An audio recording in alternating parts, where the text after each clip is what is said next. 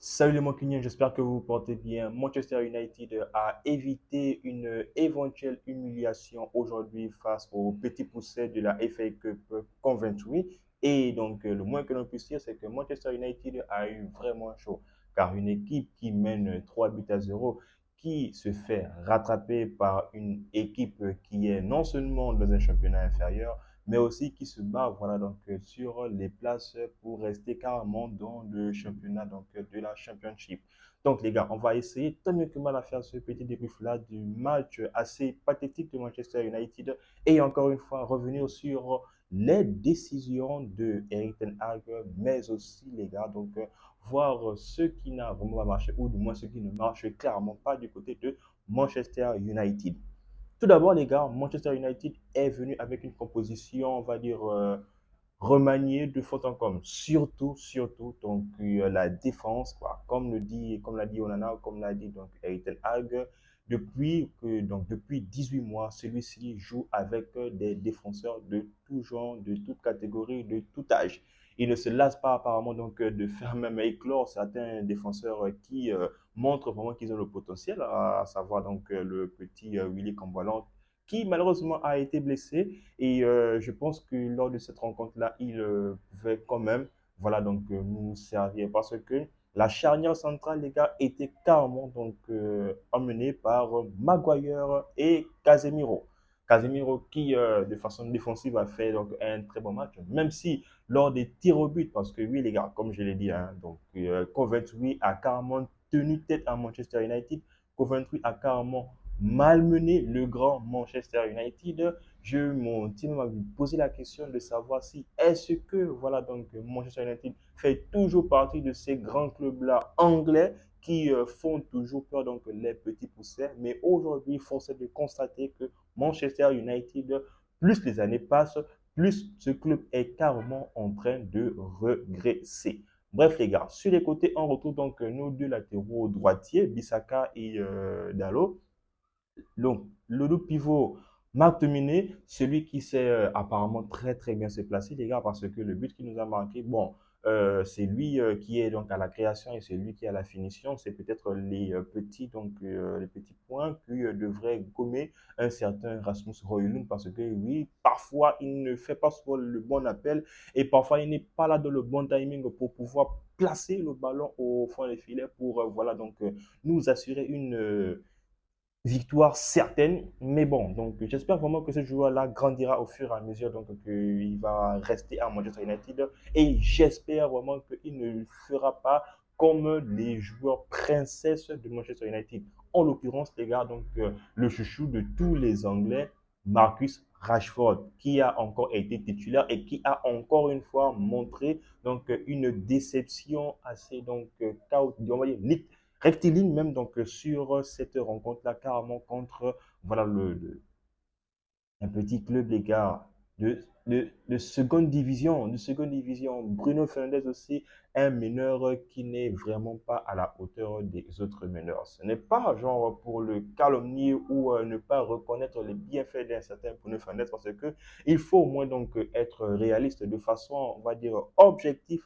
Depuis que Bruno Fernandes est arrivé à Manchester United, c'est celui-là qui essaie de relever quand même la barre un peu trop haute. Mais on se rend bien compte que celui-ci est vraiment limité. Je ne cesse de le répéter que Bruno Fernandes, lui, a besoin donc d'un un ou bien des joueurs qui font le sale boulot derrière lui pour pouvoir donc s'occuper sérieusement donc des tâches offensives.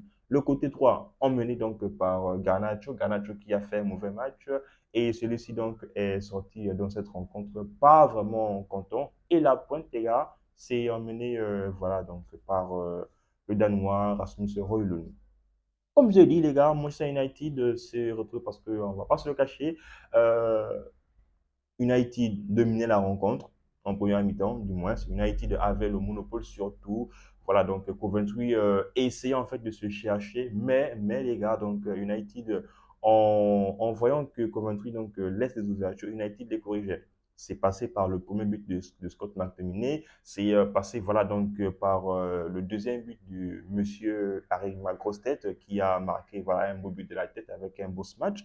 Et le troisième but est venu en seconde période de voilà, Bruno Fernandes, monsieur statistique du côté de Manchester United, parce que je pense au moins que c'est le joueur le plus, on va dire, le plus constant en termes de buts et de passes. Voilà, donc cela s'explique aussi par la quantité énorme des matchs que celui-ci enchaîne, que ce soit avec Manchester United ou même encore avec son équipe nationale. Bref, donc il a donc accru son nombre de buts, c'est bien pour lui, c'est bien pour le club. Mais aujourd'hui, les gars, l'apport que nous a emmené ou bien qu'a essayé donc de nous amener un certain Bruno Fernandes était vraiment en dessous. Bruno Fernandes, à chaque fois, on le dit très souvent, à chaque fois qu'il est donc sur le milieu de terrain ou bien à chaque fois qu'il est concerné, il ne peut rien nous apporter. Ce n'est pas un joueur des petits espaces. Non, non, les gars, je suis vraiment désolé. Je suis vraiment désolé. C'est pas un joueur de petit espace. C'est un joueur qui est seulement là en train de jeter les ballons ici et là. Aujourd'hui, il a voulu donc faire un jeu où il tient le ballon, où il veut donc orchestrer comme il se doit, que ce soit donc dans les grands espaces ou bien donc dans les petits espaces. Mais ça n'a clairement pas fonctionné parce qu'en seconde période, il s'est clairement fait donc laminer. Et c'est là où je dis que Coventry, qui était mené 3 buts à 0 par un soi-disant grand Manchester United, se fait rattraper donc par ce petit poussé-là. Franchement, les gars, c'est honteux. Franchement, les gars, les joueurs de Manchester United, du moins ceux-là qui étaient sur le terrain pendant donc, toute la rencontre, devraient vraiment donc, se poser des questions. Et aussi, les gars, donc, c'est là où donc, la pierre angulaire de cette équipe-là, en l'occurrence Eric Ten Hag, parce que c'est lui qui prend des décisions. J'espère vraiment que Ten Hag, voilà, puisse se gérer. Aujourd'hui, il a eu de la chance. Aujourd'hui, Eric Ten Hag a eu de la chance parce que Coventry était largement en mesure d'éliminer Manchester United. La preuve, pendant les prolongations, United a encaissé un quatrième but. Donc, si Bissaka n'était pas donc d'un chouïa revenu, Manchester United, à l'heure où je suis entré d'enregistrer la vidéo, Manchester devrait donc être éliminé. Et en même temps, qui Manchester rencontrera ou bien l'équipe, bon, Manchester a gagné, Manchester va carrément l'affronter City, Manchester City, Manchester United, un remake encore de la finale de l'année donc dernière 2022-2023. Mais avec ce jeu-là, avec ces joueurs-là, avec des joueurs princesses que nous avons, avec des joueurs qui ne savent pas comment ils doivent se placer sur leurs postes respectifs. Je m'adresse à Scott McTominay qui a fait un match. Oui, il a marqué. Mais qu'a-t-il fait dans l'organisation du jeu? Kobe Maino, c'est un petit. J'ai écouté donc dernièrement la sortie du Fabregas qui a donc vanté donc le talent de Maino, qu'il a donc si bien dit que Maino est un petit vraiment plein de talent, mais pour exploiter tout son potentiel, il faudrait qu'il soit avec des gens qui sont aguerris. Marc Temelin n'est clairement pas aguerri, les gars. Il nous met les buts, oui, il est donc soit le meilleur buteur ou bien donc le co-meilleur buteur avec Oilun, toutes compétitions confondues. Mais hormis ça, il nous apporte encore quoi? Qu'est-ce qu'il nous apporte au milieu de terrain?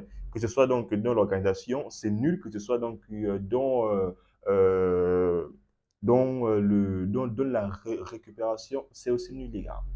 Chaque match, on ne va pas revenir s'asseoir et pour rester derrière la caméra en train de redire les mêmes choses. C'est nous qui sommes derrière les écrans, nous voyons ça. Comment ça se fait que, voilà, donc Eric Ten Hag s'obstine vraiment à faire ces choix-là? Peut-être, je dis bien peut-être, qu'il est lésé dans un sens, parce qu'il est pieds et mains liés. Mais aujourd'hui, les gars, c'est vraiment de la chance. C'est vraiment de la chance. Il n'y a rien à dire. J'espère vraiment que tout le bord donc, sportif de Manchester United, parce que tout le monde était là, que ce soit donc donc, Joel Glazer qui était là aux côtés donc du Radcliffe.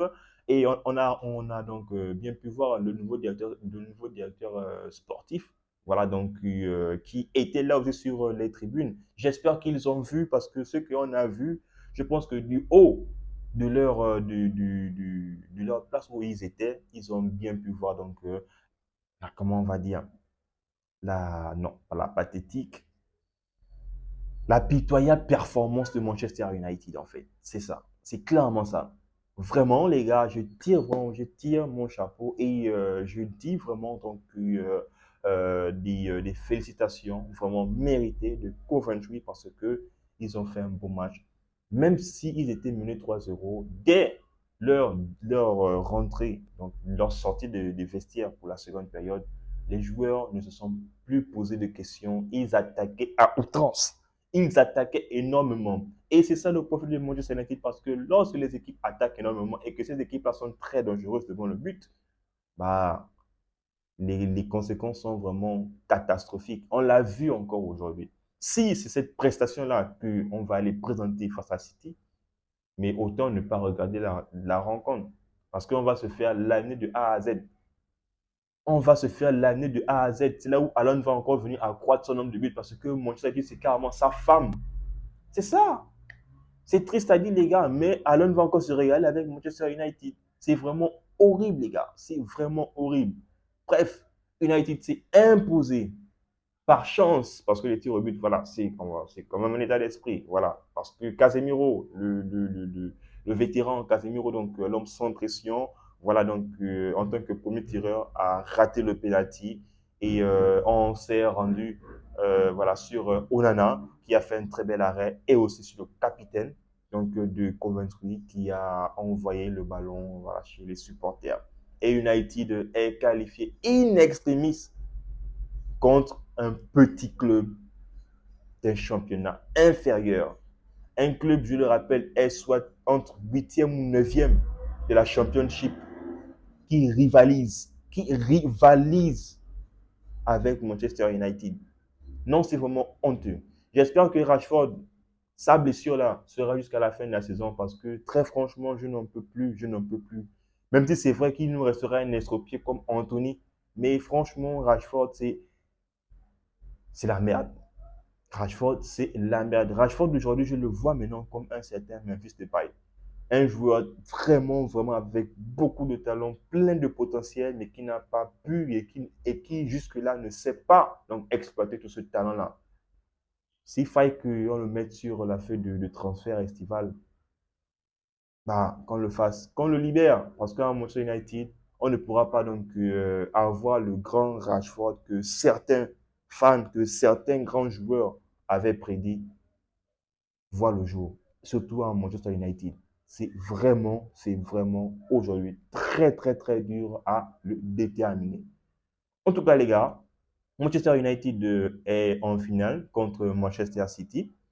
J'espère que ce sera un très bon match et le match va encore se jouer à Wembley. Il y avait donc une telle ferveur où on entendait plus les joueurs, les supporters de Coventry que ceux de Manchester United. J'espère qu'on va essayer de gagner ou du moins donc gagner en termes donc de statistiques individuelles de façon comment dire managériale du côté de Eitan Hag, 2 saisons, 2 trophées. Voilà, il a commencé par la Coupe de la Ligue et là maintenant donc c'est la FA Cup, encore avec son bourreau de toujours. Donc les confrontations sont à l'honneur du monsieur Pep Guardiola qui cartonne tout, surtout contre Manchester United. Et j'espère que United voilà, donc, va montrer un autre visage que celui-là qu'il nous a montré. En tout cas, les gars, si vous avez aimé le débrief, n'hésitez pas donc vous de me donner votre avis en commentaire. En attendant, les gars, on s'abonne, on reste en santé. Mais que c'est dur de rester supporter de Manchester United.